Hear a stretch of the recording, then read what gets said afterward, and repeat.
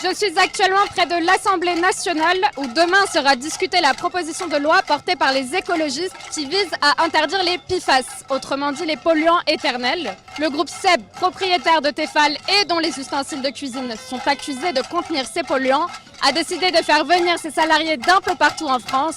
Entre préservation des emplois, écologie et lobbying industriel, les enjeux sont délicats. Aujourd'hui, le PFAS qui est utilisé dans les gamelles a une innocuité qui est reconnue par les chimistes et les scientifiques. Moi, je suis syndicaliste, je rapporte ce qu'on me dit. J'ai pas vu d'intoxication à grande échelle mondiale au niveau du PTFE, donc aujourd'hui, il est quand même avéré. Sur la réglementation, le PFAS dangereux a été arrêté en 2012 au niveau de Tefal et la réglementation donnait jusqu'à 2020. Quand j'entends certaines choses, les syndicats sont instrumentalisés, infantilisés, c'est faux. On a mené des combats, on a fait une grève en 2021 qui a mobilisé l'ensemble du site de Tefal, 1500 salariés. Il y a eu d'autres combats. Ce combat-là est convergent parce que les arguments donnés par la loi de M. Nicolas Thierry sont véridiques.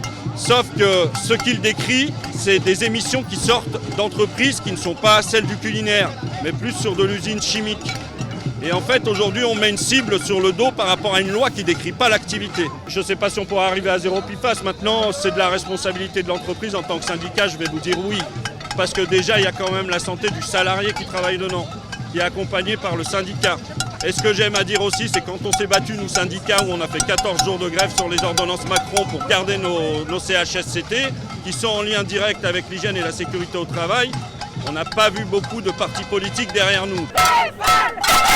Je pense qu'il faut vraiment être capable de dissocier les types de molécules. Voilà, on est sur une famille de plus de entre 20 et 40 000 molécules chimiques. Tous n'ont pas la même toxicité et c'est bien de prendre un peu de recul. Il y a beaucoup d'études qui sont en cours au niveau de l'Union européenne. Ces textes-là se font un peu rapidement et n'ont pas le recul nécessaire par rapport aux futures réglementations qui ne seraient applicables en plus qu'en France. Le rôle des élus, c'est de provoquer le changement, mais également de l'accompagner en tenant absolument compte du contexte social qu'il y a derrière. Nous, on n'est pas pour la pollution.